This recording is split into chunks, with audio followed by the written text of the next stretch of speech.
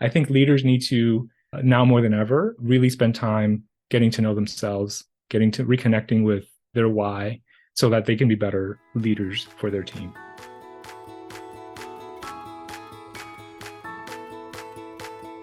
Welcome to You Belong in the C-Suite podcast. You are ambitious in life and in your career, but something is missing. You want to bring more of your passion to what you do. Because let's be honest, you pour a ton into your work, and it needs to mean more. I'm your host, Laura Eigel. I'm a mom, wife, PhD, coach, advocate, introvert, and indoor rowing fanatic. I'm passionate about living a life that's in line with my values.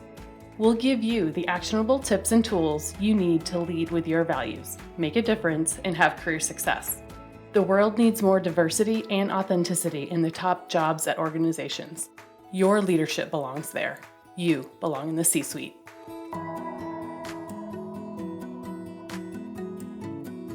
What gets you up in the morning?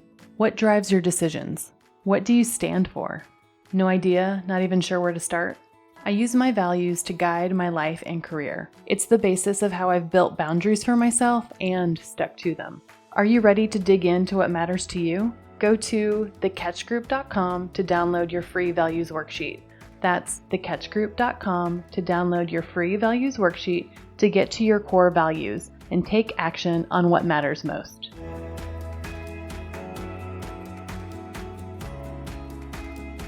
Welcome to this week's episode of the You Belong in the C-Suite podcast. I'm excited to share my conversation with Juan Taveras. Juan is a people-centered human resources and diversity, equity, and inclusion professional with over 17 years of experience designing, orchestrating, and championing inclusive workplace initiatives that foster psychological safety, strengthen organizational alignment, and increase engagement. An advocate for the advancement of diversity, Juan has helped leaders create equitable and inclusive work environments. As a highly engaged, intuitive, and collaborative leader, he builds strong relationships at all levels with a talent for advising and coaching leaders, gaining trust, and convening stakeholders to co-create vision and strategy. Juan's unique blend of experiences and passion for the human resources profession make him an ideal partner for any leader looking to bring out the best in their teams. Juan and I talked about his career journey and the values that have guided him throughout his career. We talked about the current DEI landscape, the continued confusion and complexity that we all are seeing in the diversity, equity, and inclusion space, including the pain points that he's seeing with both HR professionals and leaders. We talked about the implications of so many companies returning back to the office and how that intersects with their cultures and DE&I strategies. We also talked about the importance of getting honest feedback from employees and discussed several ways to do that. We talked about what leaders can do right now to support their teams. I know you're going to find this actionable and thought-provoking. One provides us with some tangible tools to meet you where you are in your DE&I and culture work. Let's get started.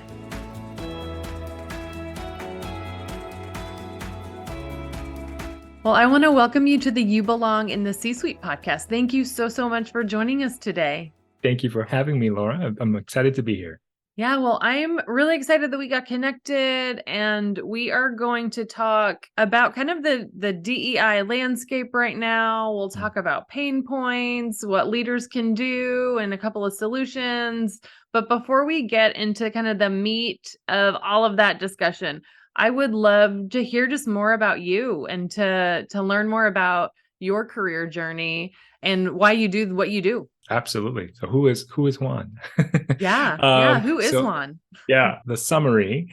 Started my career in hospitality. So I went to school for hospitality undergrad and was in the hospitality industry for about 6 years until I transitioned into the nonprofit sector. And like most HR professionals, HR found me. I started in a role in operations because that's sort of my skill set lent itself nicely to that, but then slowly started taking on more and more HR responsibilities and fell in love with the field.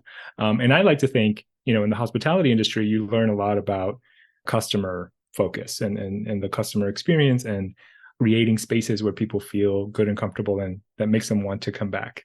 So I bring that mentality and that mindset into the work that I do in HR. I'm very people focused and like to focus on the experience of individuals in the workplace. So fast forward 13 years later, held a number of leadership roles in the nonprofit sector. I consider myself an HR generalist because I've sort of done it all, from recruiting to benefits administration and payroll to leadership development and training. So, and most recently had a pretty high level strategic role at a national nonprofit. So had a blast. Along the way, I should also mention I got my MBA and got all of my certifications, which I maintain. Just being very passionate about this work. And then a year ago, I left the corporate world to sort of run my own business and see how it goes off on my own. So right now, my team and I, or mostly my wife, my wife and I, run a online directory for DEI consultants called DEI Profinder, which I know we'll talk about in a little bit, and then also do my own consulting. So I have a handful of clients that keep me pretty busy, and I do mostly HR consulting but I embed a lot of DEI principles and perspectives into the work that I do. And whenever there is anything I cannot do, I leverage our directory to make connections for folks that way. I love it. So tell me more about kind of some of these, like you mentioned that HR finds you, right? So what are some of those things that you value that guide you in some of the work that you do? We talk a lot about core values on the podcast, so I always love to ask that question. So what are some of those things for you? I love that. Yeah. And I have, you can't see it, but on my vision board here, I've got my core values. So I see them every day. So I'll share two values that are at sort of the top of my values pyramid. And family is one. So I should have mentioned this in my intro, but from the Dominican Republic originally, from the Caribbean. So which is another reason why I was attracted to the hospitality industry. It's a very the Dominican culture is very hospitable, and we like to take care of people and build community around shared purpose and values. So family has been a value that was ingrained in me at a very early age. So now I have my own family, which is awesome. My wife and we have 3 daughters, but I also bring that value to life in work, right? So like I said earlier, taking care of people and making sure that workplaces feel like an extension, right, of your family, because we spend so much time in the workplace, and I want to make sure that people feel valued and appreciated and like they belong there. So that's my family value. And then justice is another strong one. So again, no surprise why I do the work that I do, but thinking about equity and fairness and inclusion and making sure that everyone, and I mean everyone, has equal opportunity to participate and speak up and share their perspective and their voice. So those are two things that drive me on a daily basis. I love that. And when I think about values, you mentioned like they've been with you for a long time. How did justice show up for you when you were earlier in career, or just even growing up as a kid? Was that still a theme then? Absolutely. Yeah. So, and I think I wasn't aware of this as a kid. It wasn't until trying to remember where I was. It was some leadership training program where I first discovered these activities that you can do to explore your values. Because, like you said, you develop them early on, and they drive you throughout your life, but you're not always aware of them. Yeah. And one of the exercises that I did was the instructor asked me to remember a time where I felt badly for something, or felt like something wasn't fair, or a very strong negative emotion, right? To conjure up moments where I have felt that way. And the times that came to mind were when I felt that something wasn't right, when something what was happening either to me or to someone else was not okay. Like it wasn't fair. It wasn't just, right? Not to be punny, but yeah. And that's where I think at an early age, I just had a very strong sense for what was fair is really the strongest word I can use, right? So whenever I saw what I now call injustice, it's just a lack of fairness and opportunity and equal opportunity. Now I know what it is. Yeah. Yeah, it's so interesting because so right now, one of my core values is advocacy, but it started similarly in childhood. It felt like fairness or lack of fairness. Yeah. And like understanding why people have stereotypes and why things look different for different people. But that word fair, like, Yeah. always felt like that was the feeling that I resonated with or could put words to when I was Yeah. little. So I totally resonate with that too. And then for me, it's morphed into advocacy and but similar reasons behind your core value of justice. So Yeah. I Love that. appreciate you explaining that and doing the deeper dive and kind of the root of it. Thank you. Yeah, absolutely. So let's get into some of the work that you're doing now. So you have, you've seen what this looks like on the inside Yes. from an HR perspective for many, many years, right? Over the last even 10 years, DEI has been in, whether people realize it or not, it's been within organizations for Yeah. decades Yes. now.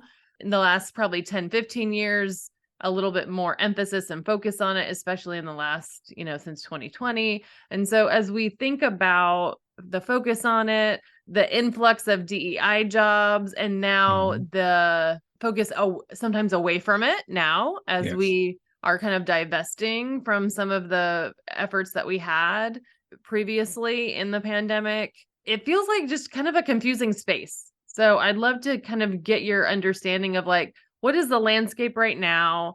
Why does it continue to feel confusing? It kind of feels complex and confusing. And what are we even supposed to be focusing on right now? Such a great question. And I appreciate that you commented about the fact that DEI has been around for decades. This is not you folks might have just started to hear about it, at least more actively in the last few years.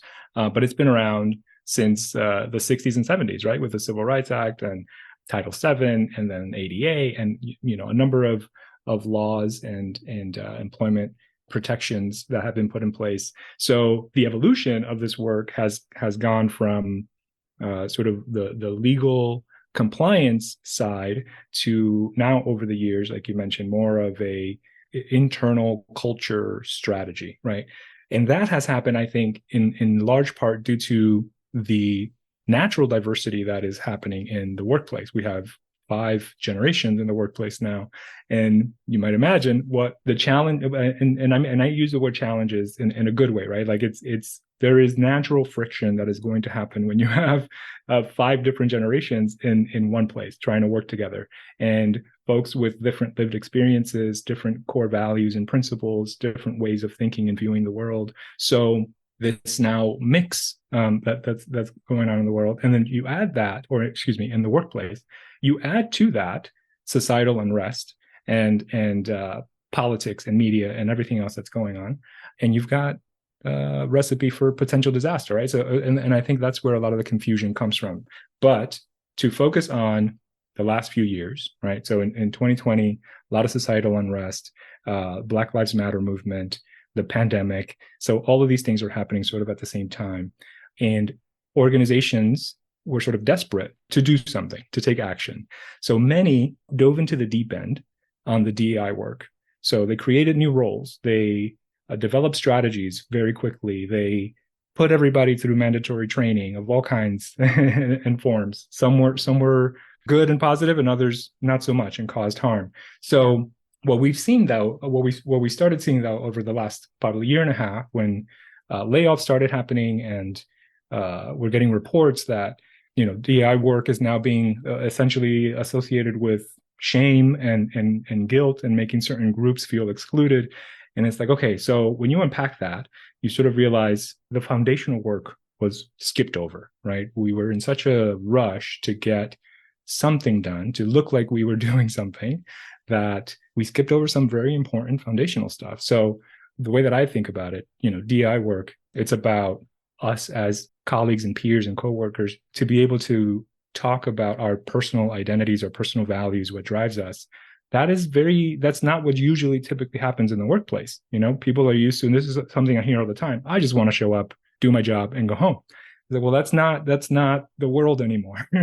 We are now expected to collaborate together and communicate efficiently and effectively, and to create spaces where people feel respected and valued. So anyway, I sort of went on a tangent there, but what I'm witnessing is what I call like a whiplash effect, right? So we went so fast, but then we pumped the brakes, And all of a sudden we're like, okay, where are we now, right? And you've got certain organizations, and I am hopeful that there's with this group, because there's a lot of folks that at least that I work with that are taking this time to reassess. They're saying, okay, we might have moved too quickly. That strategy might have not been the right one. So what do we have to do? So a lot of the folks that reach out to me are asking those questions, like what should we do differently? What can we do better? If we hit the reset button, how should we think about this work differently moving forward? And unfortunately, you also have folks that are just giving up on this entirely, right? And we see those headlines everywhere. DEI positions getting eliminated, and et cetera, et cetera. So I bring it back to the fact that DEI has been around for a long time. It's not actually going anywhere. This is a sort of a phase, just another phase in that journey. And organizations that remain focused on doing this well and doing it better are going to come out ahead in the long term. Yeah, thank you for the overlay of the last several years. I think it's important grounding, and it's just so interesting to see this because I consult with multiple different companies, and some of them, exactly what you mentioned, went too fast. Some of them, maybe they got the wrong content potentially that didn't align with their culture, because not all the content was equal also. Absolutely. But it's created some recurring pain points, maybe some new frustration. And at the end of the day, the data does not change in that we know, and it's been studied a bajillion times by this point, that there is a business case for diversity, equity, inclusion, and all of that stuff. Like, that does not go away. That companies that are more diverse and that have better cultures of inclusion outperform companies who are not. Like, that has been shown time and time again at this point. And so it's still good for business. It's still the right thing to do. But potentially different companies did it at the wrong pace, or with the wrong content, or just too fast for where they were at the time. And then at the time, maybe it was all online and like all the things. So given kind of where we were at that point of time in the workplace. So now as we're going, the return to office, and people we're kind of, it feels like for several years, we had kind of shifted kind of who had the power in the employee-employer relationship, and employees had a bit more. There was more flexibility, more all those kinds of things. Now it feels like it's going back to previous in terms of, okay, we need everybody in the office, and so some of those things are tipping back. How does that kind of play out, and how do we kind of overlay even that as the world of work kind of tries to adjust post-pandemic, and what does it mean for DEI? So even though we are technically post-pandemic, right, the after effects of it are still very much at play, right? So there's still a lot of confusion, and even this return to office, there's now more hybrid workspaces than there were before. So, which adds a very different kind of workplace that we're trying to navigate. And leaders, especially HR leaders, they sort of carry the weight of that, and how to figure out how to meet the needs of individuals, that when now there is just so much variety and so many different needs, and how do you balance all of those? So when I work with clients and they're either struggling to develop a DI strategy or to get the one that they have to produce the results that they want, one of the first things that we do is, well, when I'm working with individual leaders, is anchoring on their values, because I think that's where there's so much power. And that's how we got connected. Our focus on values is sort of a passion in our work, but it's so important for us to remember why we do what we do, why we're attracted to this work. And then that can lead us to being more open once you have that sort of that gives you the confidence you need to step into the unknown, right? Because there's so much, especially in the DI space, that is just continues to unfold in real time. And we need to, as leaders, need to be able to confidently and courageously step into that unknown, and with our core values in mind. So, and again, I'm talking to HR leaders now, because this is the time where we can really make a difference. Like, we can, and not that we haven't in the past, but this is an opportunity for us to really step up and help navigate and guide and lead folks that are really just as confused as we are, right? And lost. So leaning into that and not trying to, one of the things that I say to my clients is like, we don't have to have the answers, right? Like we have to focus on taking the next step that we can, because that's how much we can see, and then see where we are and reassess, and then engaging as much of your workforce as possible through whether it's surveys or focus groups or informal data gathering, so that you're not doing this in a silo, right? Because that was one of the biggest mistakes that was made, I think,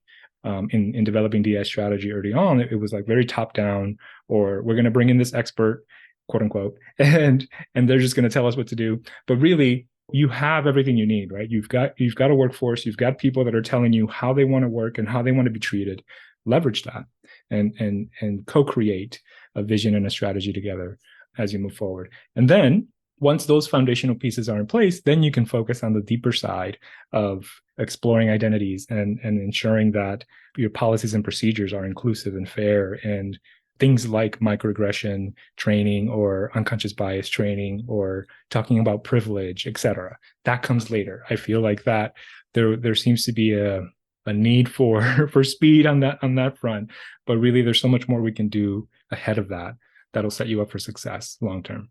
Yeah, I think you're so right that it feel like all those things that you just mentioned, all those kinds of trainings, it felt like that's what people did first as that First, knee-jerk yes. reaction Yep. of like, oh, okay, so this is what it is, and don't do this, and do this Yeah. instead. And now we're kind of facing kind of the aftermath. And it's so interesting because training is always like one of the first things, as an HR professional, you get tapped on the shoulder, hey, this is happening. We need a training.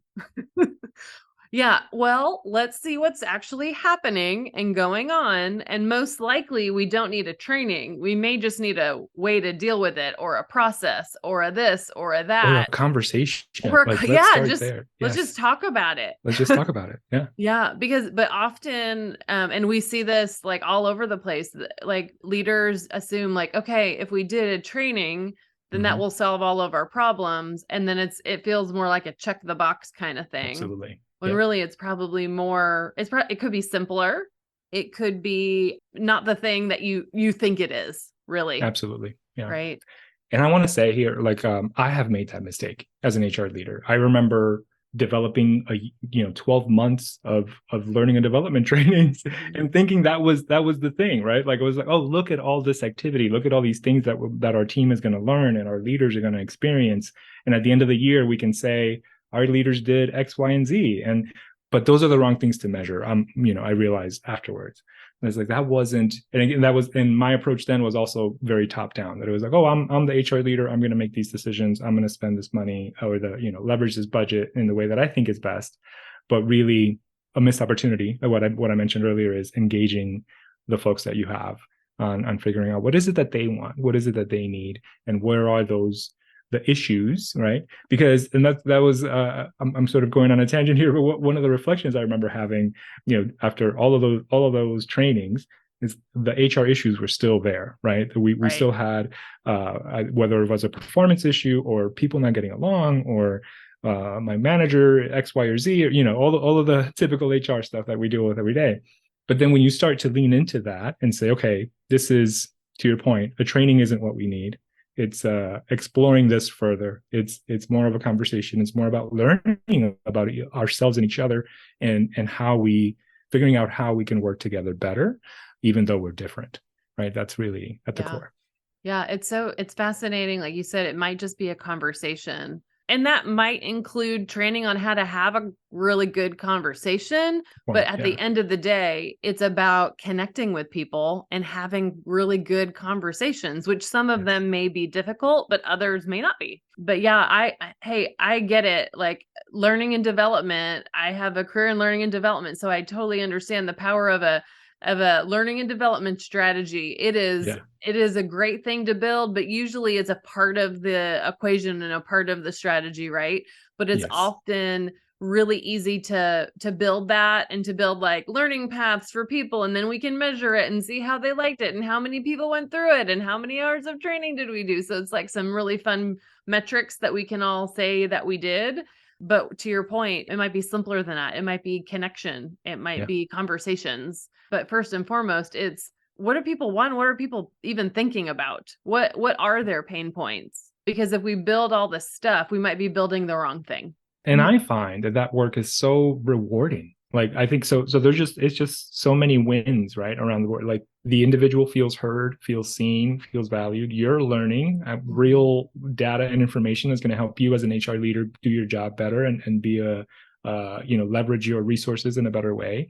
And then leaders feel more supported because now they've got hey, so just a full circle with the power of just leaning into those difficult conversations.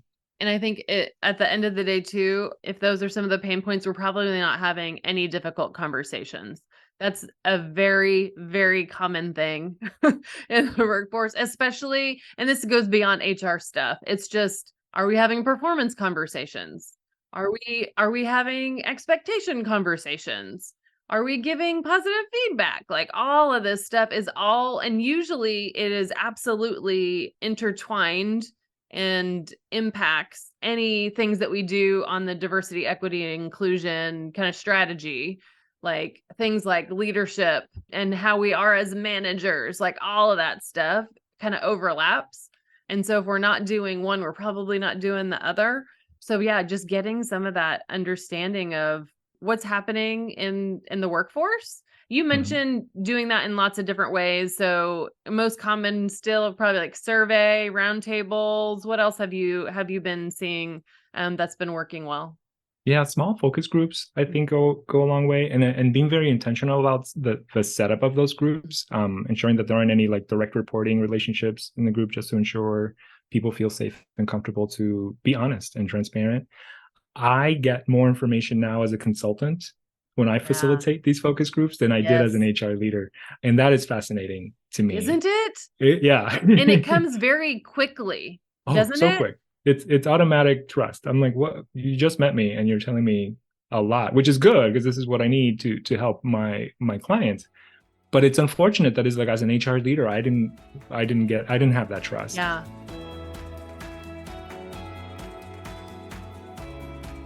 My award-winning book, Values First: How Knowing Your Core Beliefs Can Get You the Life and Career You Want, is now available in audiobook. Since the book released just last year, the biggest question that I've gotten from readers is it available in audiobook? In this book, you'll get to hear my most pivotal career stories and some of the successes of my clients as you learn about the Values First framework and how you can take action on your life and career. The audiobook is narrated by me, so if you love this podcast, you'll love the audiobook. Values First: How Knowing Your Core Beliefs Can Get You the Life and Career You Want is now available on Audible and iTunes.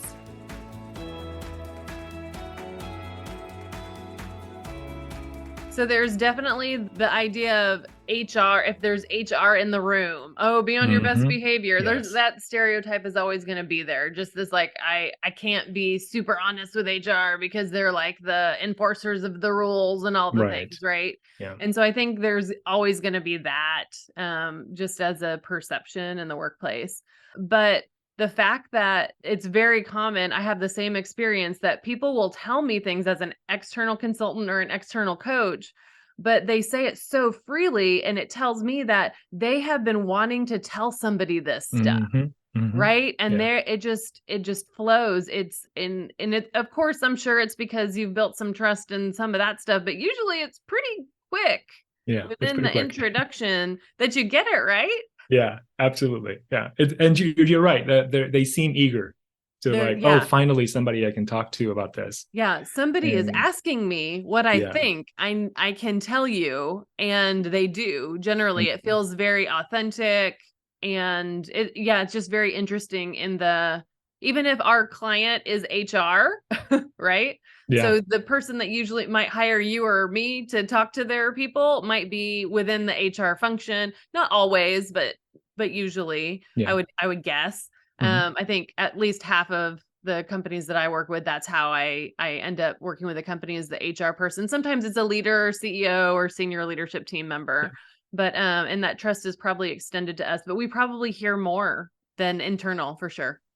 Yeah, 100%. And that's one of the things. I'll plug DI Profinder here quickly because there is so much. Again, there's a lot of power here in having not just what we just described as far as staff members being more open and sharing more with somebody who's sort of this neutral outsider, Right.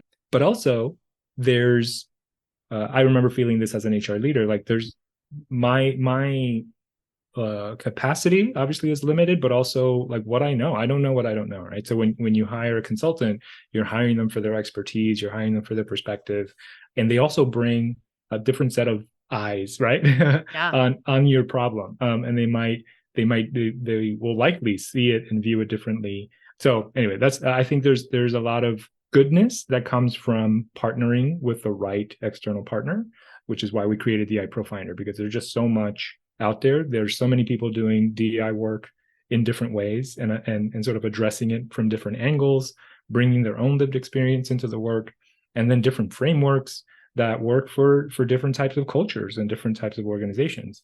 And yeah, just educating yourself about what is out there and what is going to make the most sense for what you need in this moment. Yeah. So what you've done now is kind of built DEI Profinder to do some of that work for us, right? So tell me a bit more about you've started talking about some of the reason behind it, but Yeah. tell me a little bit more and like what has that been like for you to build this? This idea was born out of my own frustration as an HR leader charged with developing a DI strategy. And, I sort of knew enough to be dangerous, but I wasn't, and still don't consider myself an expert at all. But I knew from the very beginning when I was given this assignment that I was going to need help. So I started doing research about DEI consultants and reaching out to my network, leveraged Google and LinkedIn quite a bit. But I was always surprised with there wasn't at the time a single place that you can go just to learn about the different aspects of DI and the foundations of developing a strategy and the different types of consultants that are out there. I sort of knew intuitively because if you work with consultants, there's no two of them that are alike.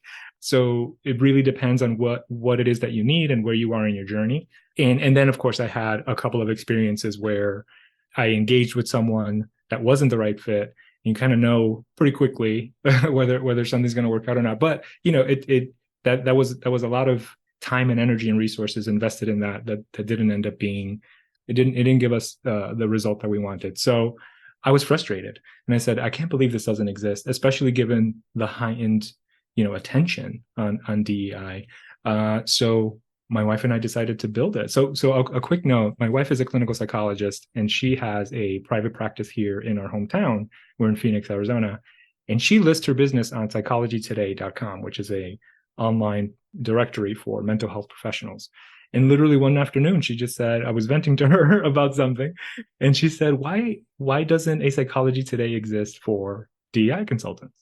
And that was the light bulb moment. And I said, okay, let me make sure it doesn't exist. I think I've done quite a bit of research.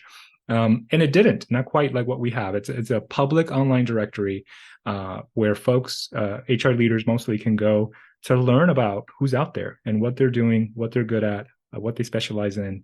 I'm also building a resource library where if you're just getting started in this work and you don't know what questions to ask even, right, or like how to engage with a consultant, then you can get some resources there.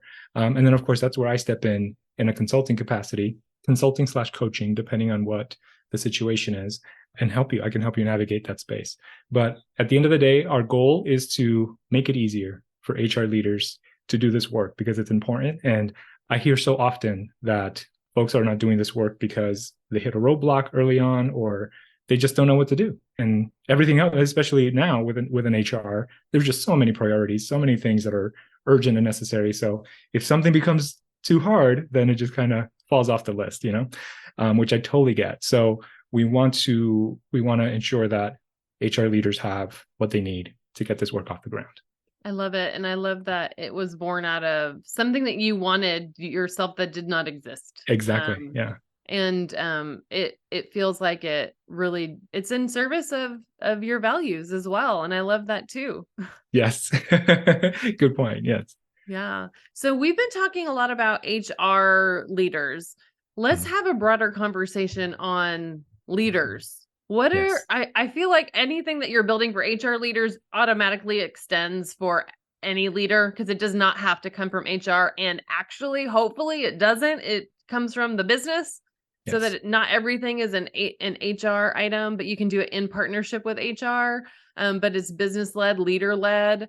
That's my favorite. I don't know about you, but that feels like more of a pull than a push, right? And Yes. and so as we think about, using even how do we incorporate that into the cultures that we're building as leaders, what roles are leaders playing in that? And what roles are they playing and what roles should they be Should they playing, be I playing? guess? Yeah.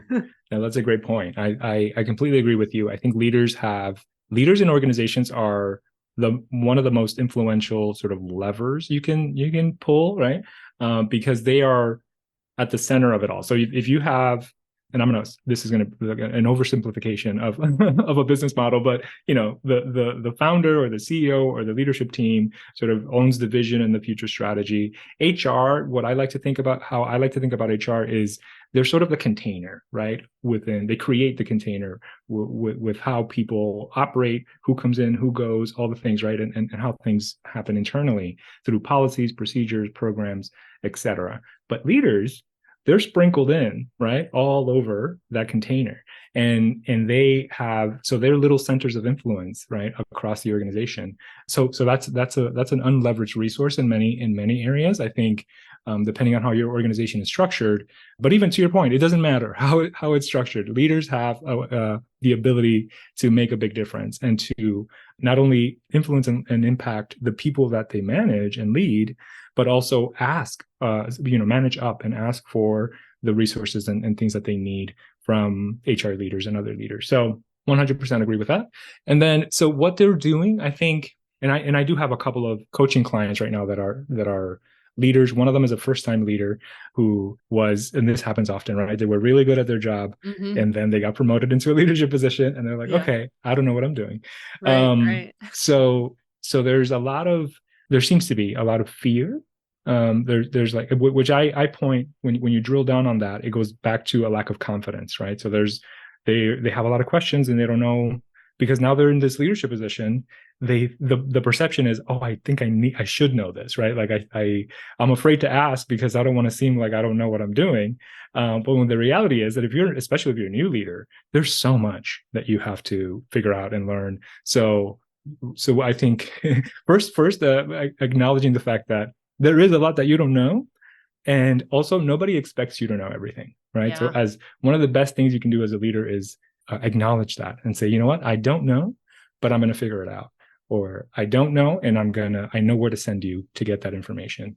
So building their confidence. And then I'm gonna sound like a broken record, but going back to connecting or reconnecting with their values, right? Especially now that they're in a leadership role, their values are still there, right? So what made them successful in that previous individual contributor role was probably a lot attributed to them being in their sort of zone of genius and leveraging their values. And now they're in a new position. Their values haven't changed, who they are and how they operate, but the environment has. So how do you continue to leverage your values, but now in a new and different way that will make you successful in this new environment? And again, that builds confidence, that builds a little bit of the resilience necessary to like just try things and being okay with failure and trying again, and asking for help and those kinds of things. So I think leaders need to, now more than ever, really spend time getting to know themselves, getting to reconnecting with their why, so that they can be better leaders for their team. I love it. And I think Yeah. it's that is part of that foundation you were talking about at the beginning. It's Yeah. the foundational stuff that we can then build on as we roll out diversity, equity, and inclusion strategies. Yes. You have to start at the foundational stuff first. That's the people leadership stuff. Absolutely. Yeah. Yeah. Well, oh my goodness, I have so enjoyed our conversation today. And I Me just want to too. thank you so, so much for sharing your thought leadership and your experiences and just all the tools that you're building. So I'm really excited to connect folks with you and with DEI ProFinder, and we'll put all of your info in the show notes. Is there anything else that would be beneficial for us to look at or to connect with you on specifically? Good question. So I guess I'll mention one exciting project that my wife and I just launched, because born out of this work, going back to those foundational pieces that a lot of companies skipped over, and having to do with leaders discovering more of themselves, we created a course around psychological safety and how to create psychological safety on teams specifically. So it's sort of a guide, a step-by-step guide on how leaders can develop that. And again, no surprise, it starts with the individual. It starts with them learning more about themselves, connecting with their values, unpacking their fears, because that's, again, what I mentioned earlier, that lack of confidence comes from fear. And if you understand your fear and know where it's coming from, then you can address it, right? Or at least you'll be better able to. So we do a lot of that work. And then the relational dynamics between you as an individual leader now and your staff, right? Or your team, because just like you have values and are unique, now you have however many people you manage times that, right? And we coach our leaders to ensure that they're building authentic connections between themselves and the other people while managing their team. Anyway, I won't say too much more, but that is one project that we have, and you can also find that on our DI ProFinder website. But yeah, happy to chat with anyone that needs help. Or I geek out on HR, so always happy to connect with HR folks as well, just for fun. I love it. Well, thank you so much for sharing this space with us today. It's been a treat to hang out and chat with you today and get to know you a bit better. So thank you so much for your time with us today, Juan. Thank you, Laura. It was great.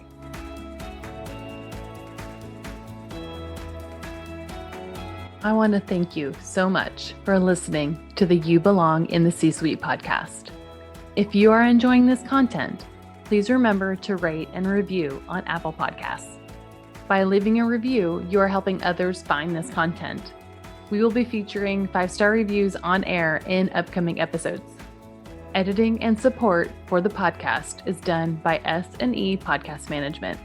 To get more tips and tools to help you live a life guided by your values, go to thecatchgroup.com. Keep your boundaries and take care.